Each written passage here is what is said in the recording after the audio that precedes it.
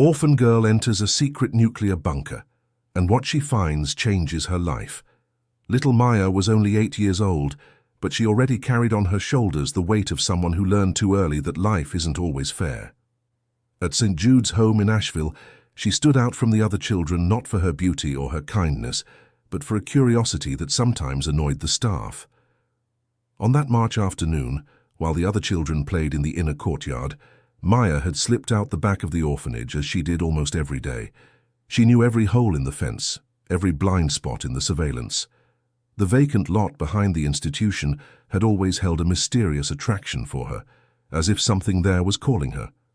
That's when she saw something strange among the thick bushes growing wild in that forgotten area. A concrete structure, half hidden by vegetation that had grown over the years. It looked old, much older than the orphanage itself. Maya approached slowly, her worn-out sneakers crunching on the dry leaves covering the ground.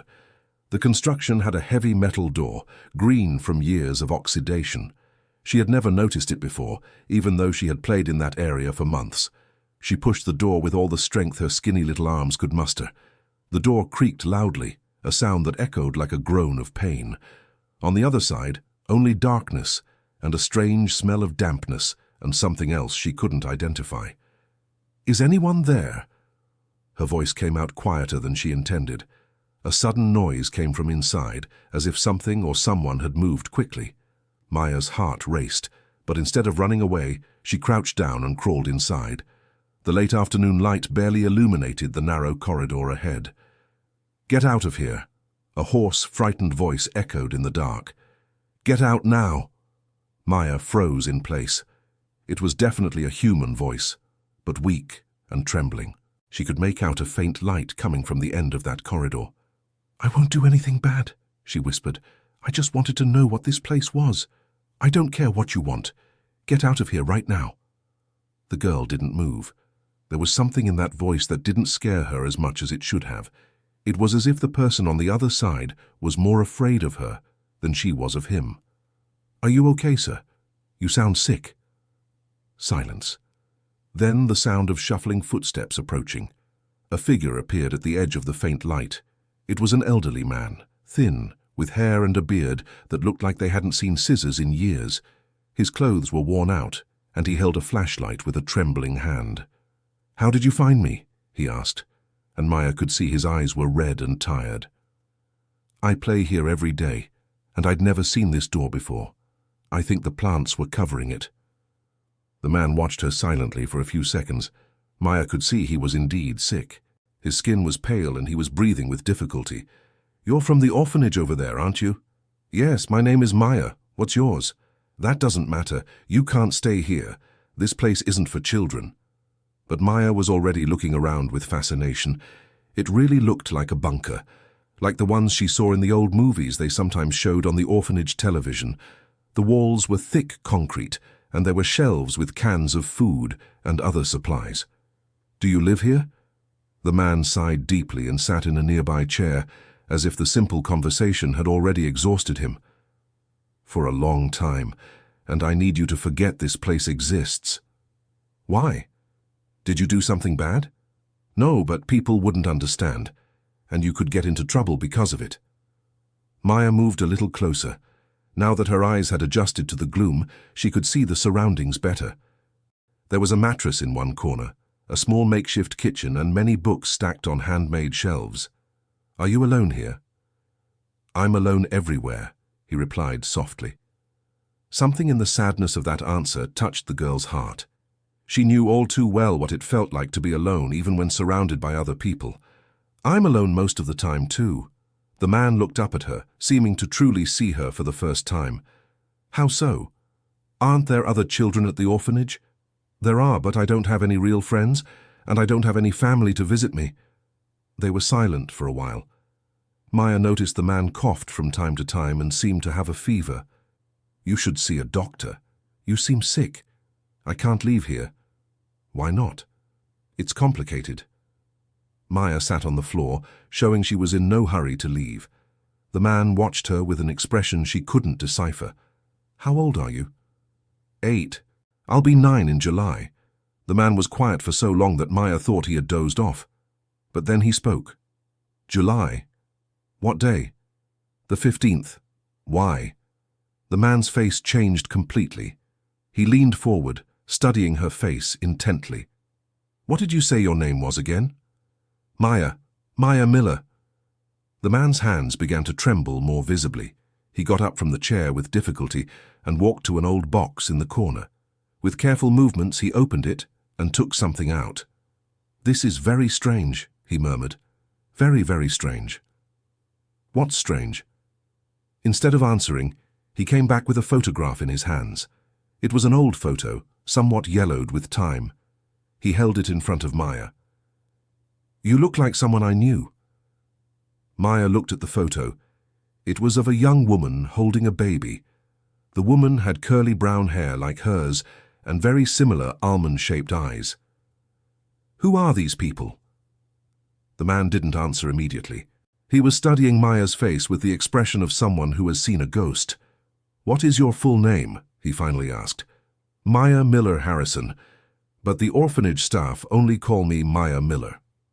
The man sat down heavily again, as if his legs could no longer support him. It can't be, he whispered. It's not possible. What's not possible? You're scaring me. The man looked at her for a long moment, then went back to the box and took out a few more photos. He showed one to Maya. This was my daughter, Sarah, and this, he pointed to a young man in the photo, was my son-in-law, Julian Harrison. Maya's eyes widened. Harrison was part of her last name. Do you think they could be? I don't know. I need more information. What do you know about your parents? Nothing. Mr. Sterling, who is the director of the orphanage, always said there was no information about them, that I was left there as a baby and there were no documents. The man fell silent, looking alternately at Maya and the photos. Mr. Sterling really said that? Yes. Why are you asking that? The man put the photos back in the box, but Maya noticed his hands were trembling even more. I need you to leave now, but can you come back tomorrow, at the same time? I can. But why? I need to check some things. And maybe I can tell you more about these photos. Maya left the bunker with her head full of questions. All afternoon and evening, she couldn't stop thinking about the man's expression when he saw the photos and learned her full name. The next day, she managed to sneak out again through the back of the orphanage. This time, she brought some cookies she had taken from the cafeteria and an apple from lunch dessert. When she reached the bunker, she found the man sitting in a different chair, near a small table with several papers scattered on it. You came back, he said when he saw her enter. I promised I would, and I brought this for you. She extended the food. The man accepted it with a weak smile. It was the first time she had seen him smile. Thank you. It's been a long time since anyone worried about me. Did you find out anything about the photos? I did, and it's not easy to tell. Dear listener, if you're enjoying the story, please take a moment to like and especially subscribe to the channel. It really helps us who are just starting out now continuing. The man stood up and went to fetch the box of photos again. This time he pulled out several documents along with the images.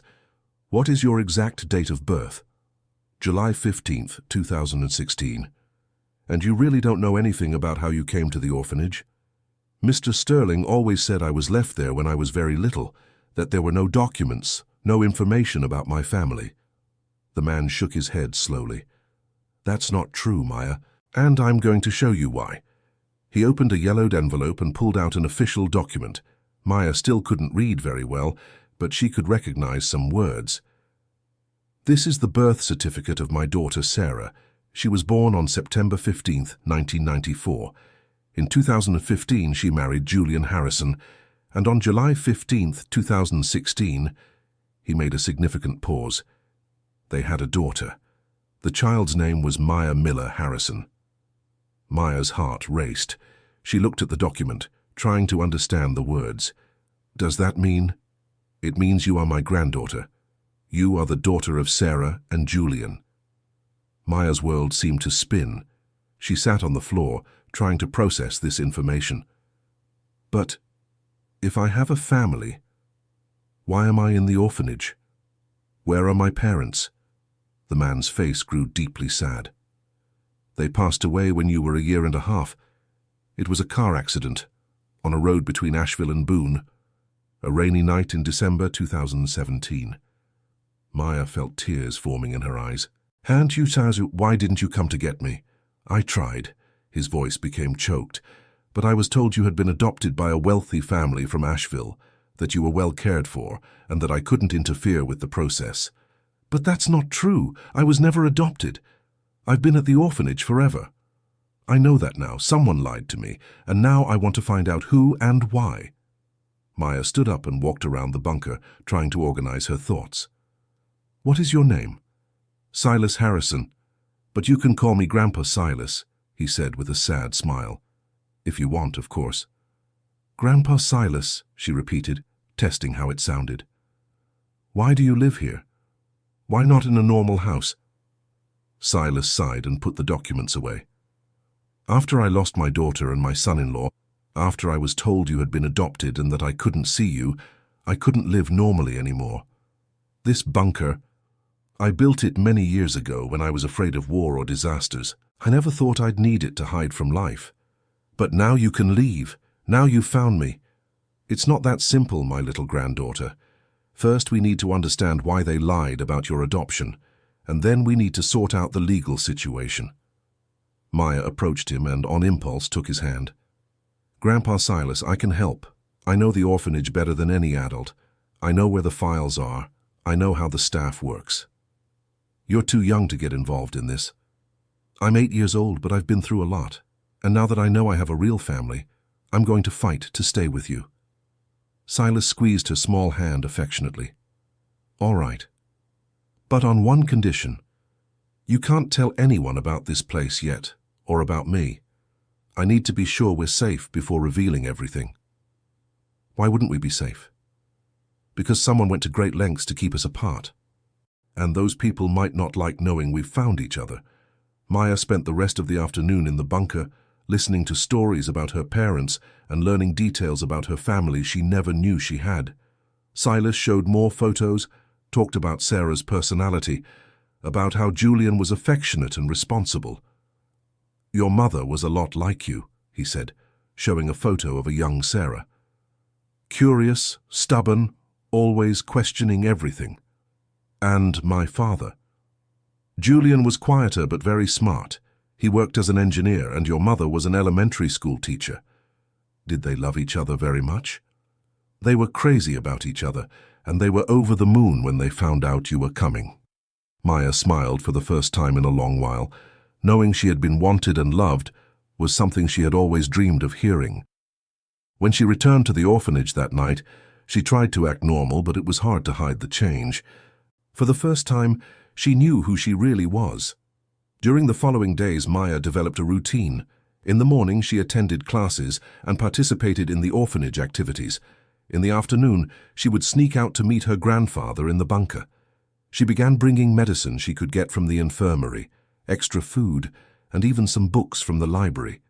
Silas gradually improved with his granddaughter's care. He also began discreetly investigating her situation at the orphanage, making calls from an old phone he kept in the bunker. I found something interesting, he said one afternoon. Your custody process was very confusing. There are contradictory documents in the official records. What do you mean? In some places it's recorded that you were adopted, in others that you remained in the orphanage. It's as if someone was manipulating the paperwork. Mr. Sterling? Possibly. But he's likely acting on behalf of someone more powerful. Maya began paying more attention to the comings and goings at the orphanage. She noticed that Mr. Sterling received frequent visits from well-dressed people who didn't seem interested in adopting children. Grandpa Silas, I saw the director talking to a man in a suit today. They were speaking quietly and seemed to be arguing. Did you manage to hear anything? Only a few words. The man said something about keeping everything as is and there can't be any complications now. Silas noted this information in a notebook he had started keeping. We need to be very careful, Maya. If these people find out you know the truth about your family, they might try to separate us for good. It was then that something happened that would change everything. On a Thursday afternoon, Maya was returning from the bunker when she noticed strange movement at the back of the orphanage. She hid behind a tree and saw Mr. Sterling walking toward the vacant lot. He was following her footprints. Her heart raced. Somehow the director had discovered her secret outings. What if he found the bunker? What if he discovered her grandfather? She ran as fast as she could back to the bunker, entering breathless and scared.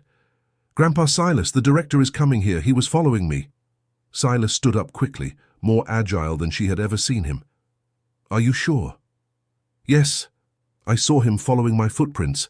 "All right, stay calm. We expected this might happen." "What are we going to do?"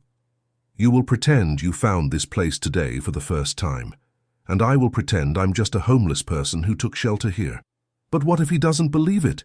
"We'll have to take that chance." A few minutes later, they heard footsteps outside. Mr. Sterling's voice echoed.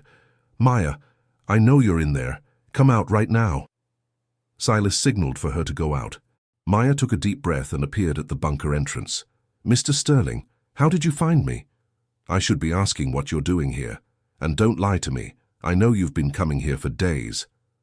Two men in suits she didn't know appeared behind him.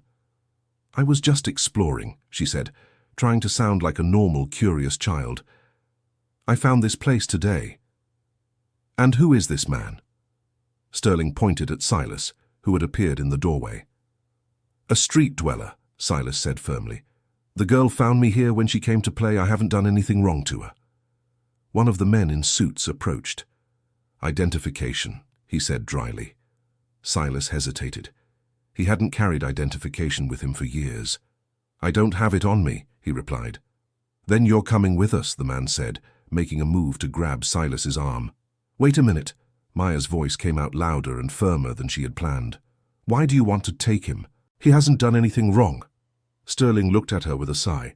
"Maya, you don't understand the seriousness of the situation. This man could be dangerous." "He's not dangerous. He was just taking shelter here." "How can you be sure of that?" one of the men in suits asked. Maya looked at her grandfather, who gave an almost imperceptible nod. She understood he was giving her permission to tell the truth. "Because I know who he is," she said, lifting her chin. "He is my grandfather." The silence that followed was deafening. Sterling turned pale, and the two men in suits exchanged worried glances. "That's impossible," Sterling stammered. "You have no known family." "Yes, I do," Maya replied, feeling a courage she didn't know she possessed. "This is Silas Harrison. He is my mother's father, Sarah Miller Harrison. And you lied to him, telling him I had been adopted." "Maya, you don't know what you're saying," Sterling tried to recover. "This person has clearly manipulated you." "No one manipulated me," she shouted. "You're the one who lied. You said I had no family, but I do. And you knew it all along." Silas took a step forward. "Sterling," he said the director's name with a familiarity that surprised everyone. "The time has come for you to tell the truth. Where are Maya's real documents, and who is paying you to keep up this charade?" "I don't know what you're talking about," Sterling replied, but his trembling voice betrayed him. One of the men in suits whispered something to the other, who immediately took out a cell phone and stepped away to make a call. "Maya," Silas said calmly, "tell Mr. Sterling everything I showed you about your family." And so Maya began to speak. She told about the photos she saw, about the documents, about the stories of her parents. With each word, Sterling's face grew tenser. "Enough," he finally interrupted. "You can't prove any of this." "Yes, I can," Silas said, going back inside the bunker. He brought out the box with the documents. "Here is the birth certificate of Sarah Miller Harrison. Here is her marriage certificate to Julian Harrison. And here," he held up the main document, "is the birth certificate of Maya Miller Harrison, daughter of both and my granddaughter." The man who was on the phone came running back. "Mr. Sterling," he whispered urgently, "we need to leave right now." "Why?" Sterling asked nervously. "Orders from above. The situation has changed." But Silas had already positioned himself between them and the exit. "No one is going anywhere until we clear this up here and now." "You can't stop us from leaving," one of the men said, putting a hand inside his jacket. "Perhaps not," Silas replied calmly. "But I can record this entire conversation." He held up a small recorder from his pocket. and send it to the proper authorities. Sterling began to sweat visibly. Silas, you don't understand the complexity of the situation. Then explain it to me. Explain why you lied to me about my granddaughter. Explain why she's in an orphanage when she has family. Explain who these men are and why they're so nervous. Dear listener, if you're enjoying the story, please take a moment to like and especially subscribe to the channel. It really helps us who are just starting out. Now continuing. One of the men's phones rang. He answered, spoke a few words, and hung up with a grim expression. Change of plans, he said to Sterling. We're going to have to settle this once and for all. Settle it how? Maya asked, feeling fear for the first time. Maya, Silas said quietly, I want you to run to the road and ask for help from anyone you find. I'm not leaving you here alone. No one is running anywhere, the second man said firmly. We're all going to settle this right here. Sterling seemed to be wrestling with some internal decision. Finally, he sighed heavily. All right, I'll tell you everything, but you're not going to like what you hear. We're listening, Silas said, not lowering the recorder. 8 years ago, when Sarah and Julian passed away, you really did try to get custody of Maya, but someone interfered with the process. Who? The Blackwood family. They own several companies in Asheville and the region. They had a financial interest in the child. What kind of interest? Sterling looked at the men in suits, who nodded gravely. Sarah and Julian left a considerable inheritance for Maya, a large life insurance policy, a house, and some financial investments. In total, more than $2 million. Silas felt his blood run cold. And what does that have to do with the Blackwoods? Julian worked for them.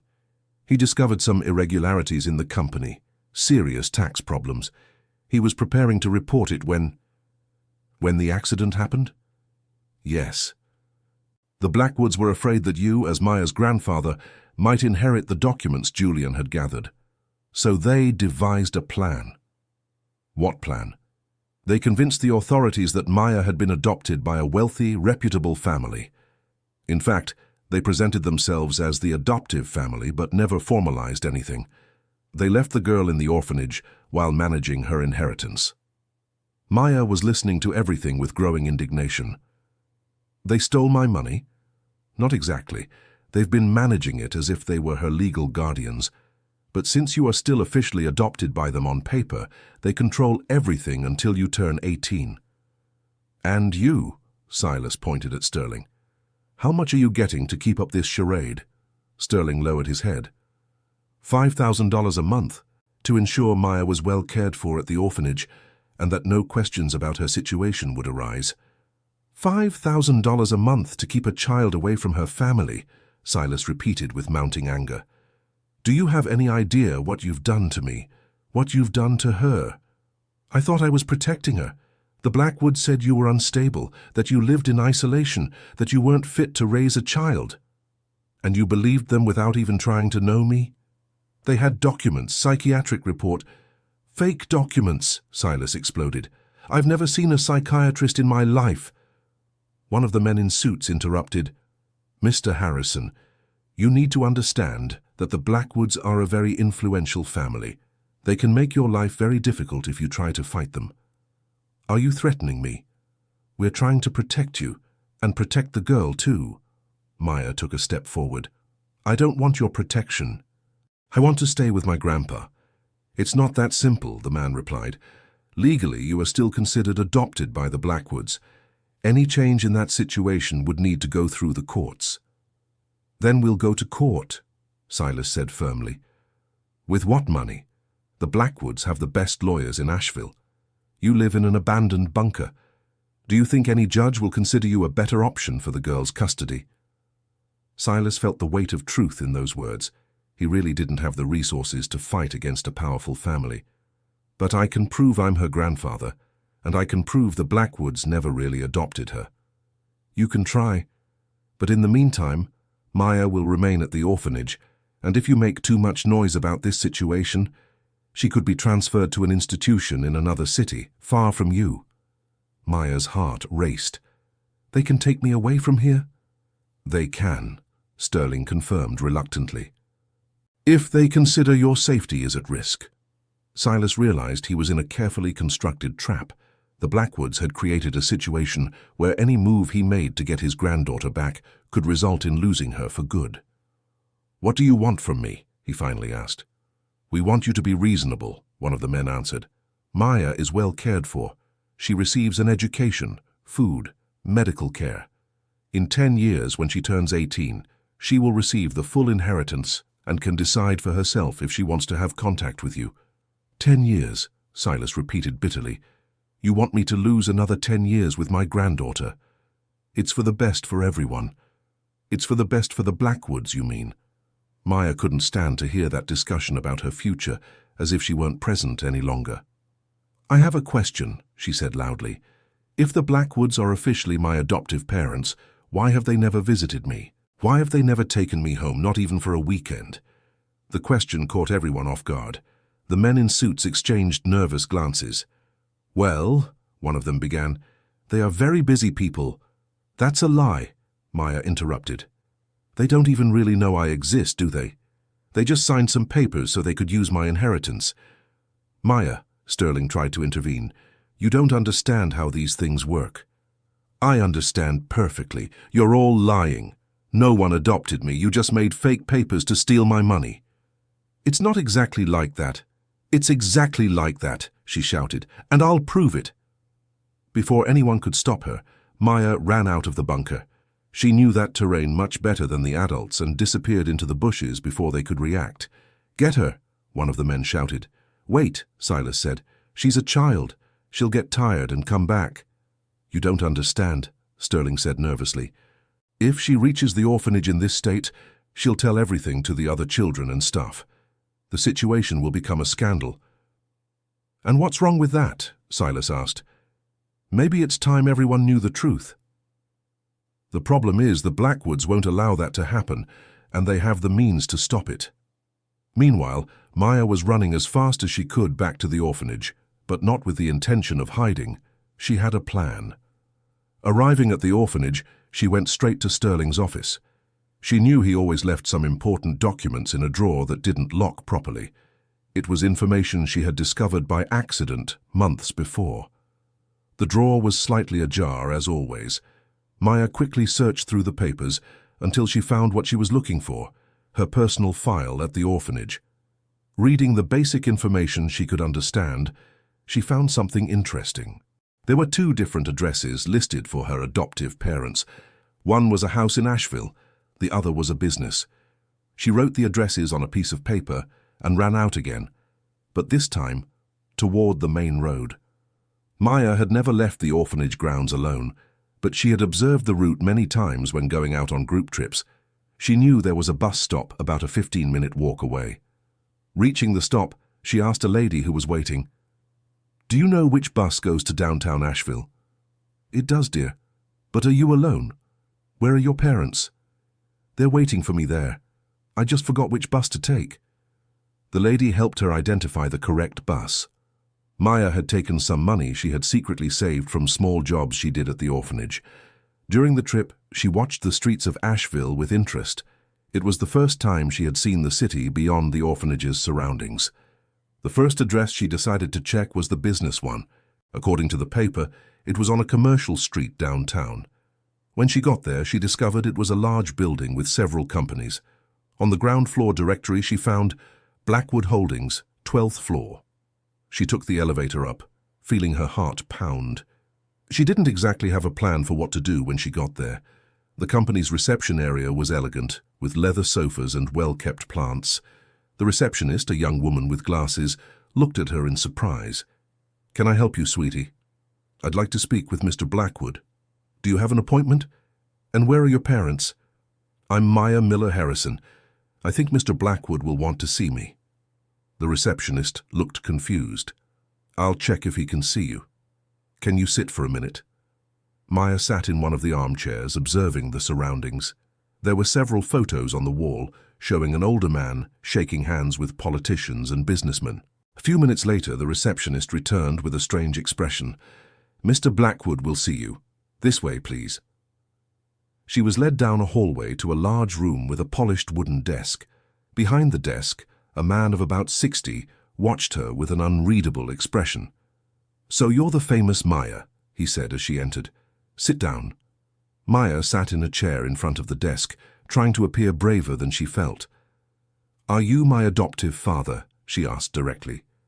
The man smiled, but it wasn't a friendly smile. "Interesting that you came here. How did you discover this address?" "It was in my file at the orphanage. If you adopted me, why did you never visit?" "Things aren't as simple as they seem to a child. Everyone keeps telling me that, but so far no one has properly explained anything to me." Mr. Blackwood leaned back in his chair. "All right, Maya, I'll be frank with you. Yes, officially I am your legal guardian. But that was an arrangement to ensure you were well taken care of after losing your parents." "Well taken care of? Living in an orphanage while you use my money?" The man raised his eyebrows, surprised by her assertiveness. "Who told you about money?" "My grandfather. You said he was unstable, but he seems much more honest than you." "Your grandfather?" Blackwood's expression changed to concern. "You've been in contact with Silas Harrison?" "I have, and he showed me proof that he is my real family." Blackwood picked up the phone on the desk and dialed a number. "Sterling? Yes, the girl is here in my office. How did she manage to leave?" Pause. "I see. I need you to come get her immediately." He hung up and looked at Maya. "Your little adventure is over. I'm sending you back to where you belong." "I don't want to go back. I want to stay with my grandfather." "That's not possible." "Why not? If you never really wanted me, why won't you let me go with someone who actually does?" Blackwood stood up and walked to the window. "Maya, there are things an 8-year-old child cannot understand, decisions that were made with your long-term well-being in mind." "What decisions?" "The decision to keep you away from potentially harmful influences." "You think my grandfather is harmful?" "I think a man who lives isolated in an underground bunker is not in a position to raise a child.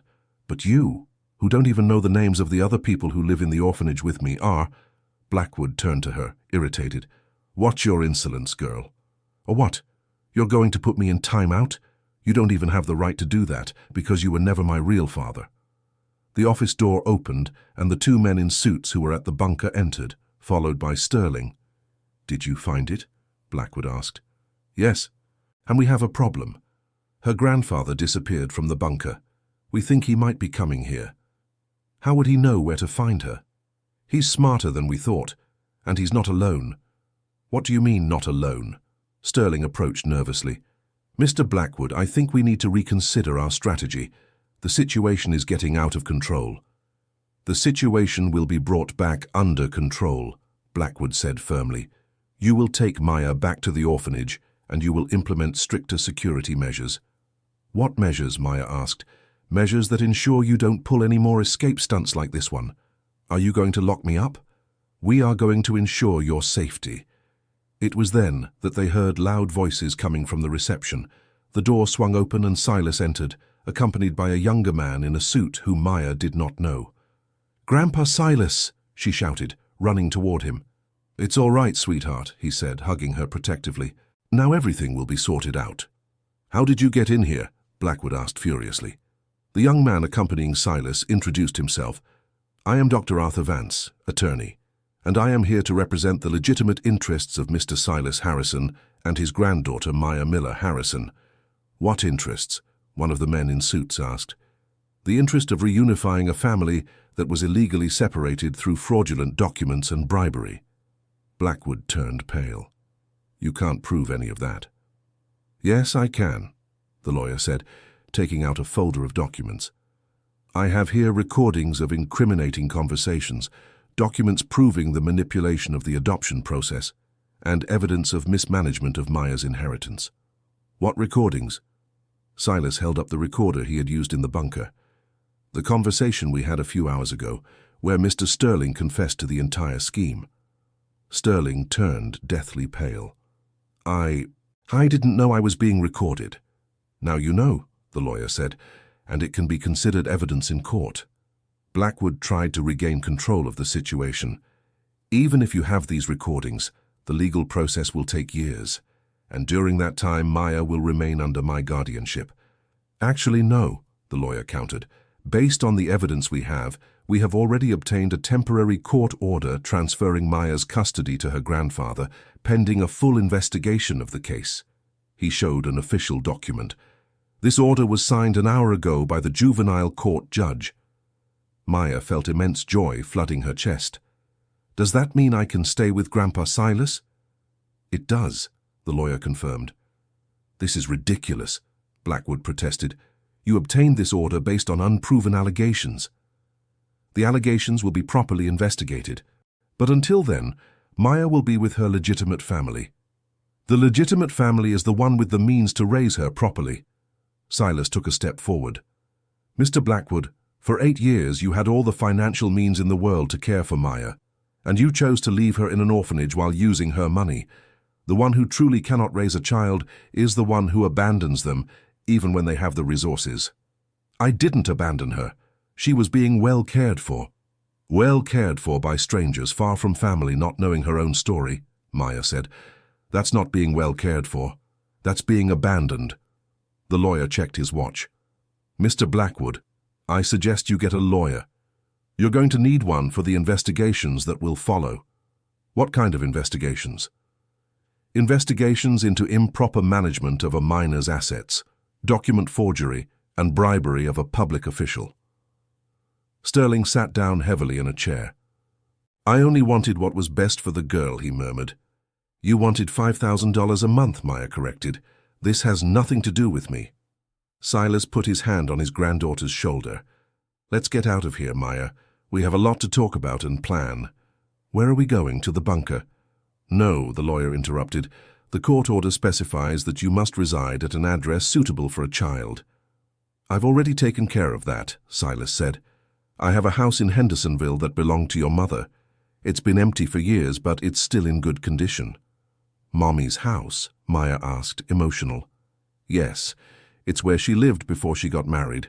Now it's rightfully yours. As they headed for the exit, Blackwood made a last attempt. You'll regret this.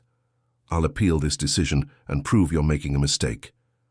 You have every right to appeal, the lawyer replied. But are you sure you want to remain exposed to the investigations this will generate? Blackwood didn't answer. In the reception area, the secretary watched the whole commotion with curiosity. Maya said goodbye to her politely, showing a courtesy that even impressed the lawyer. Thank you for receiving me, she said to the woman, and sorry for the trouble. In the elevator, as they descended, Silas asked, How did you have the courage to come here alone? I don't know. I guess I just got tired of being treated like I didn't understand anything. If it was about my life, I wanted to understand what was happening.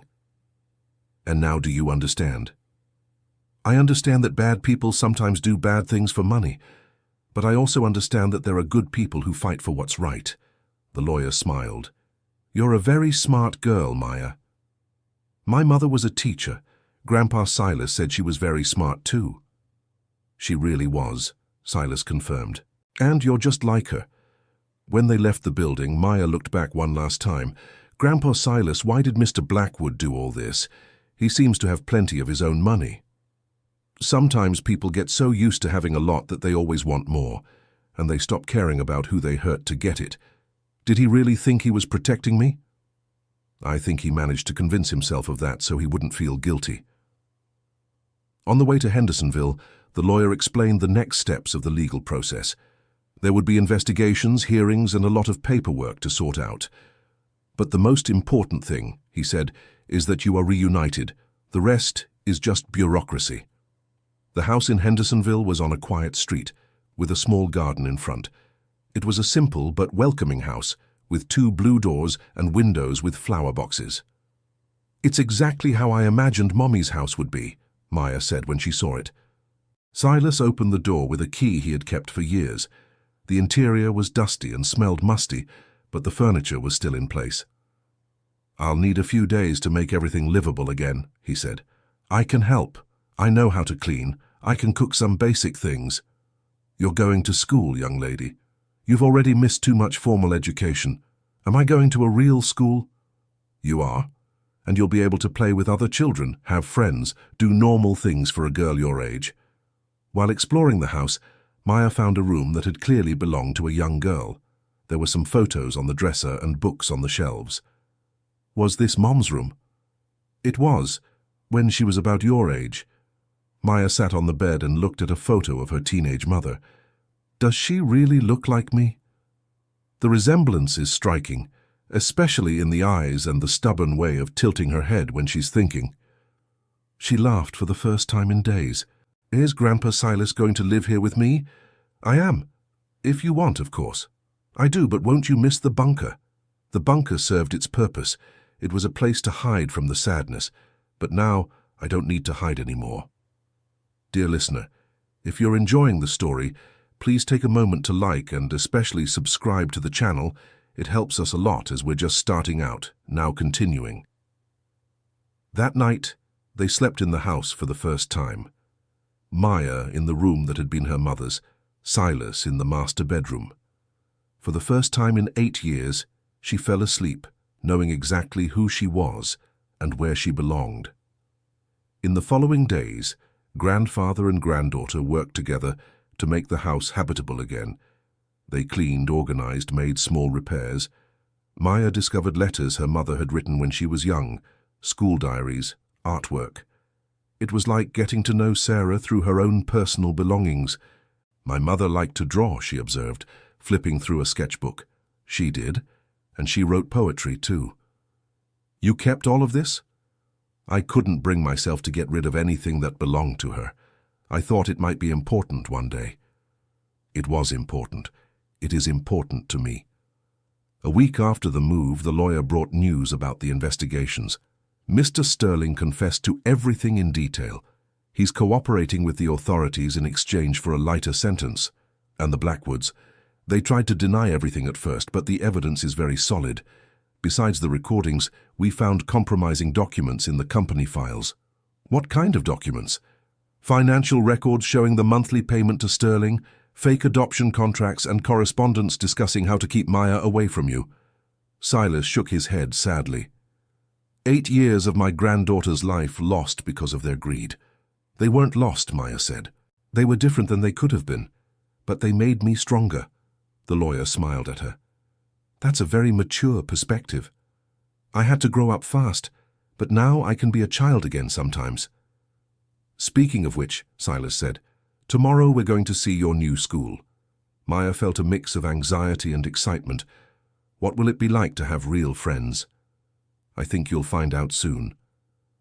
The school was just a few blocks from the house. It was a small, welcoming institution with a courtyard full of trees where children played. The principal, Mrs. Gable, welcomed Maya with special kindness. We learned about your story from the newspapers, she said. We want you to feel very welcome here. It was in the papers? It was. Your case is helping other children going through similar situations. Maya was introduced to her 3rd grade class. The children received her with curiosity, but without hostility. During recess, a girl named Chloe approached. Is it true you lived in an orphanage? I did, but now I live with my grandfather. What's it like to live in an orphanage? It's lonely, even with lots of people around, but it teaches you to be strong. Chloe seemed impressed by the answer. Do you want to play with us? And so, for the first time in her life, Maya played with real friends. When she returned home that afternoon, she was radiant. How was your first day? Silas asked. It was amazing. I made friends. The teacher is nice, and there's a huge library at school. A library? Yes. I can borrow books. I already picked out 3 for this week. Silas laughed, seeing his daughter Sarah come alive again in his granddaughter. Your mother loved to read too. Grandpa Silas, can I ask you something? Of course. What was my father like? You've talked a lot about Mom, but not much about him. Silas sat on the sofa and motioned for her to join him. Julian was a good and honest man. That's what got him into trouble with the Blackwoods. He found out they were doing wrong things. He did, and instead of pretending he didn't see, like many people would have, he decided to report it. Is that why they were angry with him? Yes, and when the accident happened, they saw an opportunity to get rid of the problems Julian could have caused. Did they know about what my father had discovered when they decided to adopt me? They knew, and they also knew you might inherit the documents he had gathered against them. What documents? Proof of tax evasion, bribery, fraudulent contracts, things that could destroy their company. And where are those documents now? Silas hesitated. Actually, I have them. What do you mean? When Julian died, the family lawyer gave me a box with his personal belongings. Inside was a flash drive with all those files. And you never did anything with it? I was very depressed at the time, and I thought you had been adopted by good people. I saw no reason to stir up the past. But now you do. Now I see that these documents can ensure the Blackwoods never harm other families again. The next day, Silas handed the flash drive to the lawyer. The investigations into Blackwood Holdings intensified, revealing a corruption scheme much larger than initially imagined. This will mean years of legal proceedings, the lawyer explained. But the good news is that Maya will recover her entire inheritance with interest and monetary correction. How much would that be? We estimate about $4 million. Maya's eyes widened. That's a lot of money. Yes, it is, Silas agreed. But you will use it responsibly. What do you mean? First, we'll invest in your education. We want you to have the best opportunities possible. And then? Then when you're older, you can decide if you want to help other children who have been through situations similar to yours. The idea of helping other children deeply touched Maya. Would it be like an orphanage but different? It would be whatever you want it to be, but that's a matter for the future. Right now, the important thing is for you to be a child and enjoy your childhood. 2 weeks later, surprising news arrived. The lawyer called urgently. Silas, I need you to come to my office immediately. Has something serious happened? Not serious, but very important. At the office, the lawyer greeted them with a strange expression. Please sit down, I have news that will shock you. What news? Maya asked impatiently. During the investigations into your parents' accident, we discovered something unexpected. What? Your mother did not die in the accident. The silence that followed was absolute. Silas and Maya looked at the lawyer as if he had spoken in a foreign language. What do you mean she didn't die? Silas finally managed to ask. She was hospitalized in critical condition and was in a coma for several weeks. When she woke up, she had total amnesia. She didn't remember anything, not even her own name.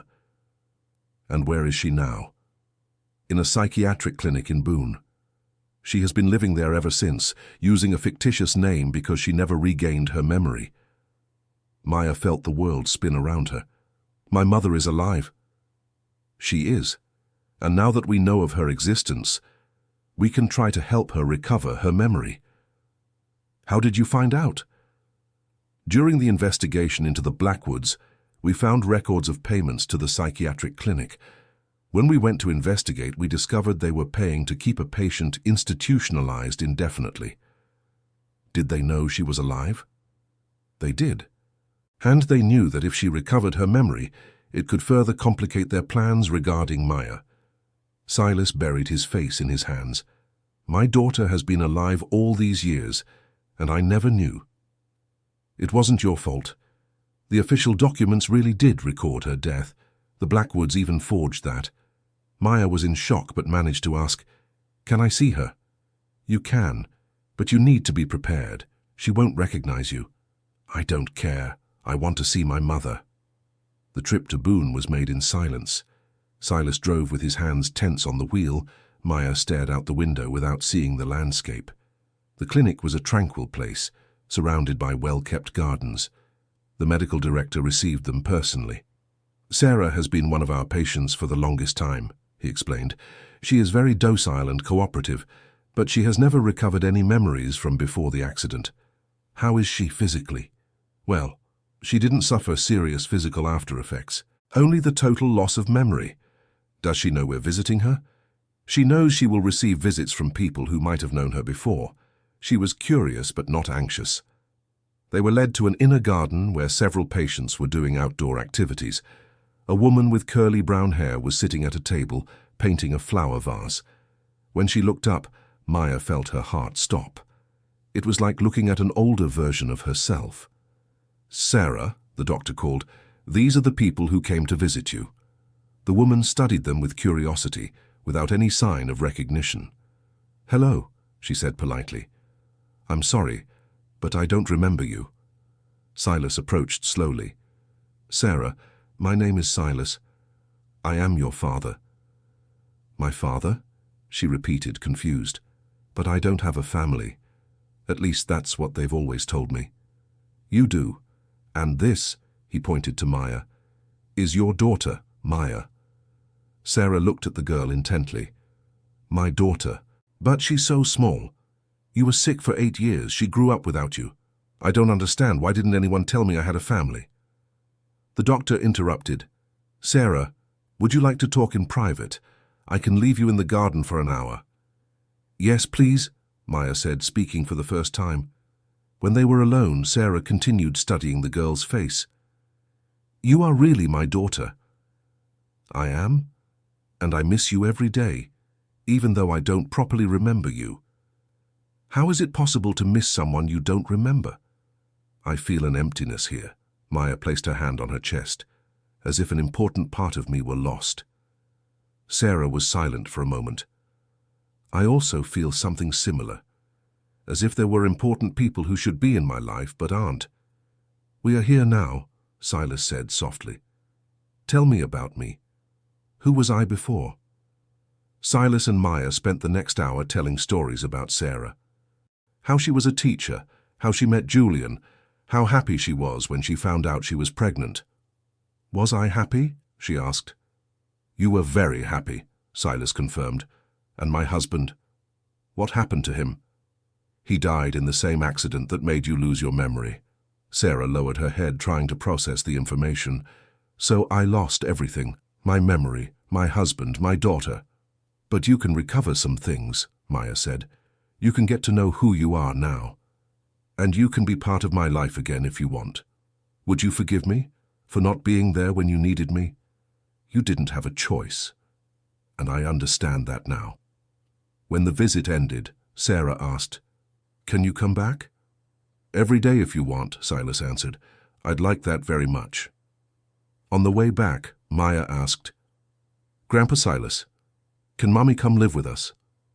She still needs specialized medical care, but we can try to arrange for her to visit us regularly. What if she never gets her memory back? It doesn't matter. She's still your mother, with memory or without." In the following months, they established a routine of visits 3 times a week. Gradually, Sarah began to show a growing interest in the life she had lost. She asked to see photos, read letters she had written, see the house where she had lived. Although she didn't recover specific memories, she began to develop new feelings for the family she had found. "It's strange," she said during one visit. "I don't remember you, but I feel like I belong with you." "That's what matters most," Maya replied. The psychiatrist responsible for Sarah explained that cases like hers were rare, but not impossible. Severe emotional trauma combined with brain injury can cause very deep memory blocks, he said, but being with family can stimulate some recovery. "Can she come live with us?" Silas asked. "Eventually, yes, but it will be a gradual process." Meanwhile, the Blackwood legal case unfolded in the courts. The revelations about the company created a national scandal, and several other families who had been harmed by them came forward with their own complaints. Sterling, in exchange for his cooperation, received only a sentence of community service. He went to work for an organization that helped orphaned children find families. "At least now he's doing something useful," Maya commented when she heard the news.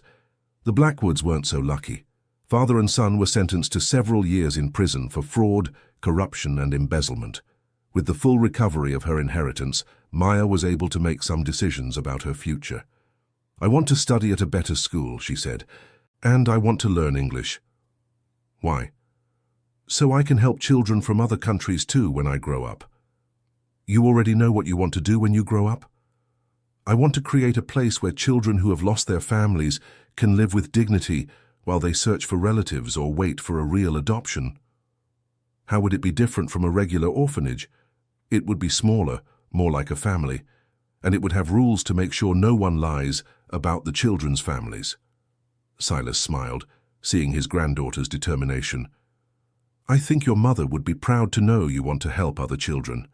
Grandpa Silas? Yes? Can I tell Mommy about my plans, even if she doesn't remember who I was before? Of course, she may not remember the past, but she's very interested in your future.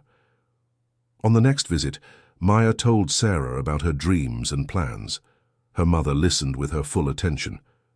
You're a very special girl, she said. Any mother would be proud to have a daughter like you. Would you be? I am. And even though I don't remember raising you, I feel you've become a wonderful person.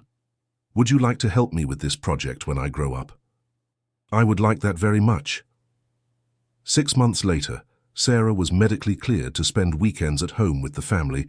It was an important step in her reintegration. On the first weekend, she explored the house where she had lived, picked up objects that had been hers, flipped through photo albums. I don't remember, but I can feel that I was happy here, she said. You can be happy here again, Maya replied. In a different way, right? Because now, we're different people. Different, but still family. That night, Maya slept in the guest room so Sarah could stay in what had been her room. The next morning, she found her mother sitting in the kitchen making coffee. Do you remember how to do this? I don't remember learning, but my body seems to know. It was the first sign that perhaps some body memory was preserved, even without conscious memory. The doctor was interested in this development. This suggests not everything was lost, he explained. Motor memories sometimes remain even when episodic memories are lost. Does that mean she could recover more things? It's possible. The human brain is very complex. During the following year, Sarah began spending more time at home. She enrolled in a course to relearn how to teach and demonstrated she still had a natural aptitude for education. Even though I don't remember being a teacher, it seems I still know how to explain things to children, she observed. It's a gift, Silas said, and Maya inherited that from you. How so? She has a special way of talking with the other children at the orphanage when she visits them. She visits the orphanage? She does, once a week, to bring books and talk with the children who haven't found families yet. Can I go with her next time, if you want to? Sarah's visit to St. Jude's home was emotional. Many staff members still remembered her from Maya's early years. Sarah, we couldn't believe it when we heard you were alive, the nurse, Mrs. Halloway, exclaimed. I don't remember you, Sarah answered honestly, but I feel this place is familiar. The children curiously approached the new visitor. Maya made the introductions. This is my mother, Sarah. She's going to help you with reading and drawing.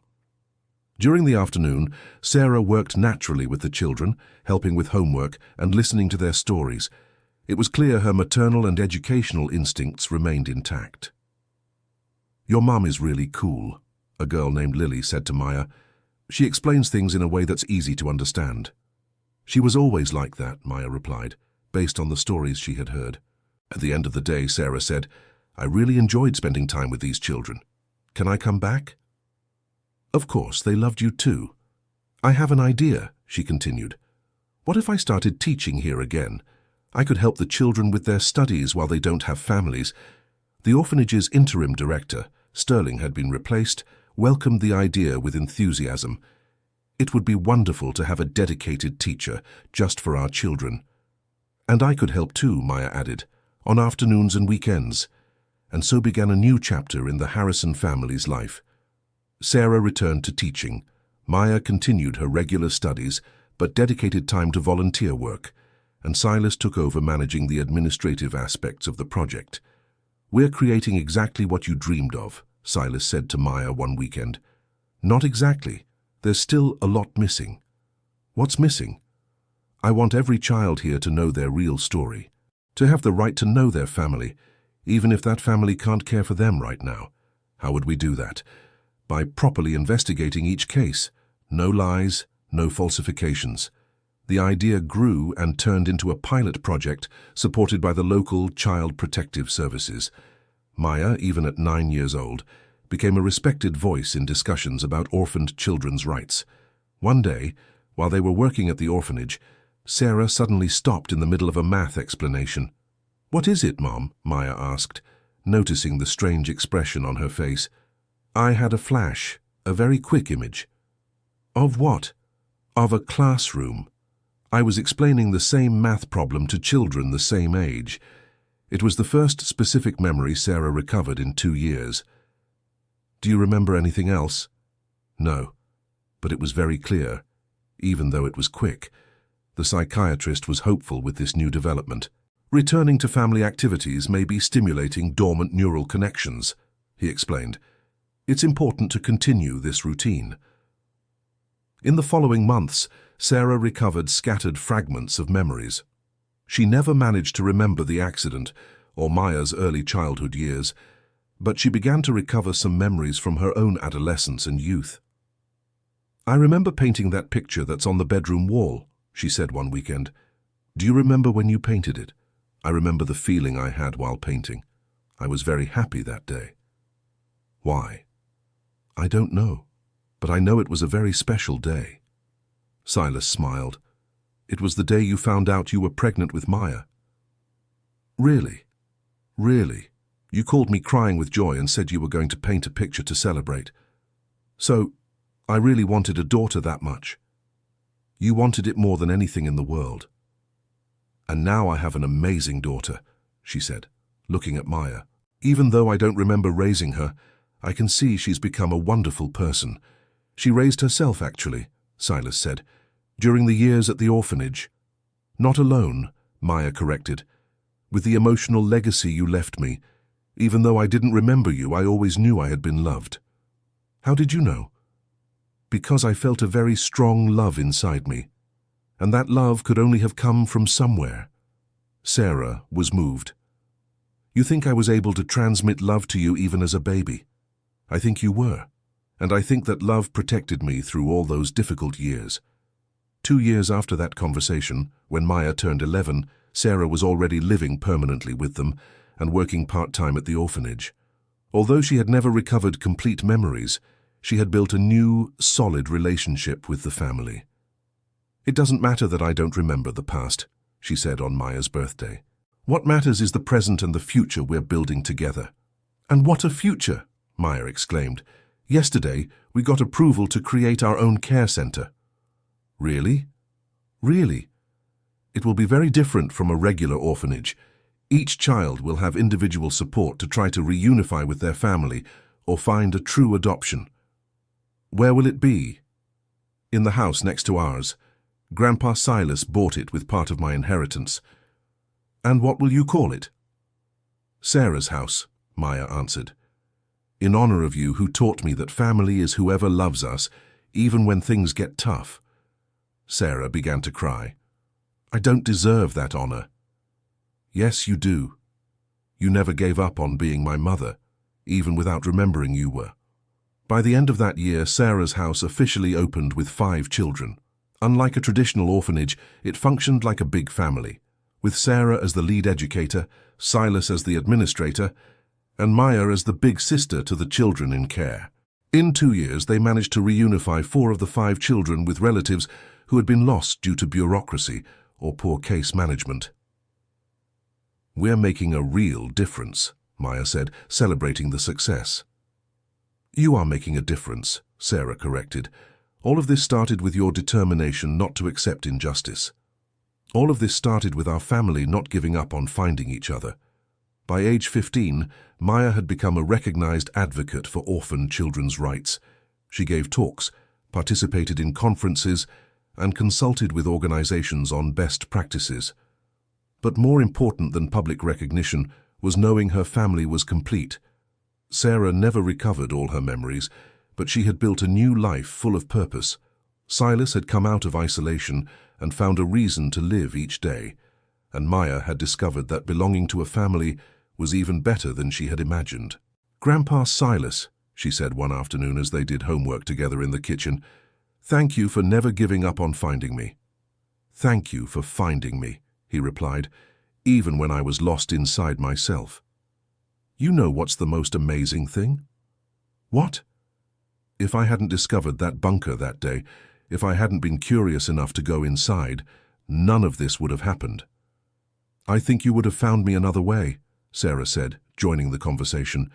"Some people are meant to find each other, no matter how many obstacles are put in their path." "Do you think my father would be proud?" Maya asked. "I'm sure he would be," Silas answered. "He always wanted you to grow up in a family that fought for what's right. And that's exactly what you did." "We did," Maya corrected. "Together." That night, as she got ready for sleep, Maya looked out the window of the room that had been her mother's. In the house next door, the children of Sarah's house were being put to bed by Sarah.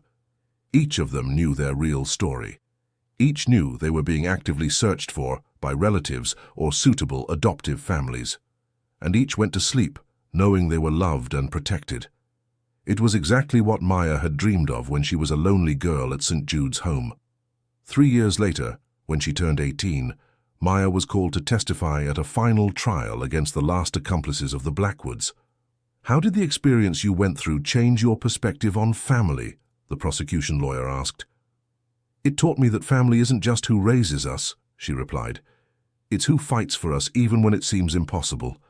It's who never gives up on finding us, and it's who chooses us every day, even when it's hard." What would you say to other children who might be going through similar situations? That they should never give up searching for the truth about who they are.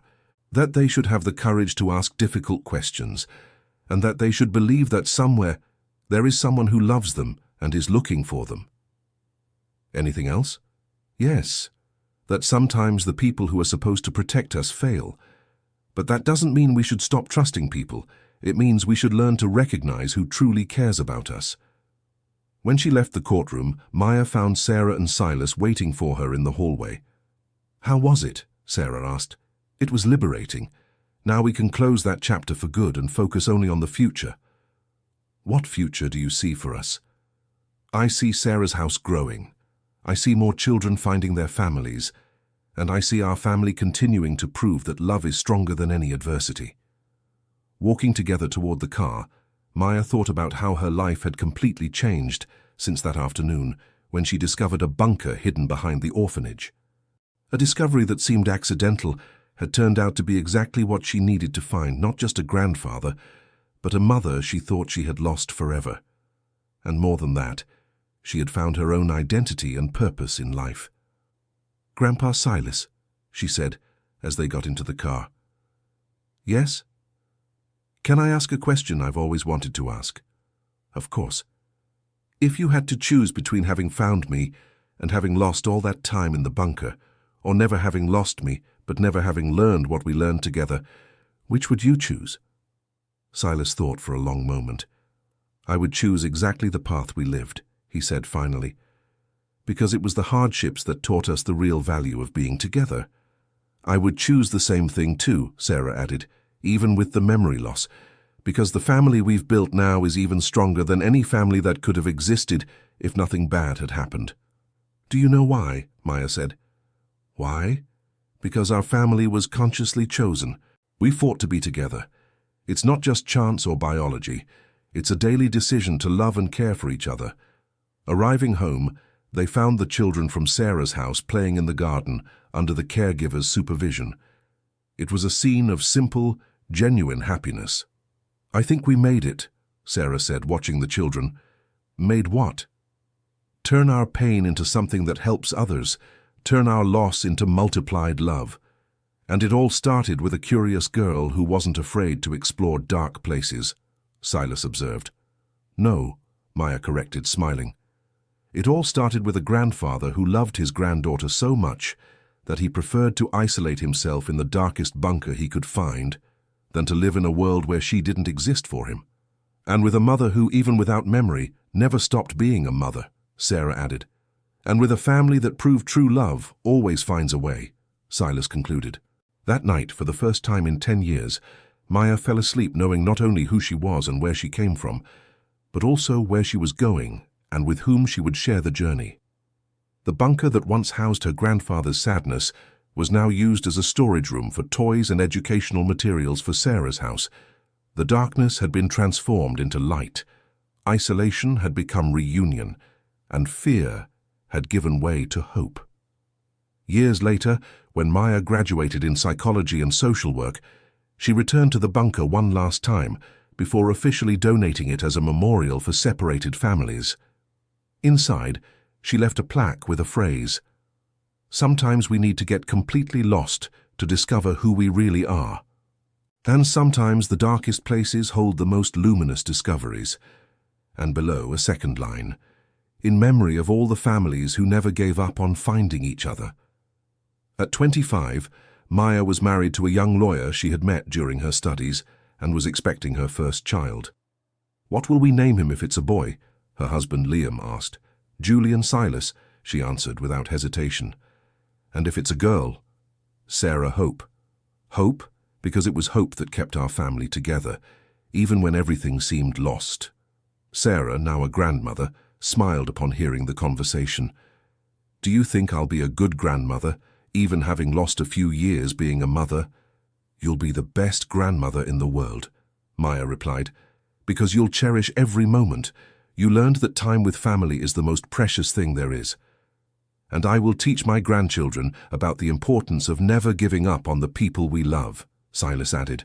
"Most importantly," Maya said, placing her hand on her belly, "I will teach them that family is who chooses us every day, and that sometimes the best things in life are hidden in the places we're afraid to look."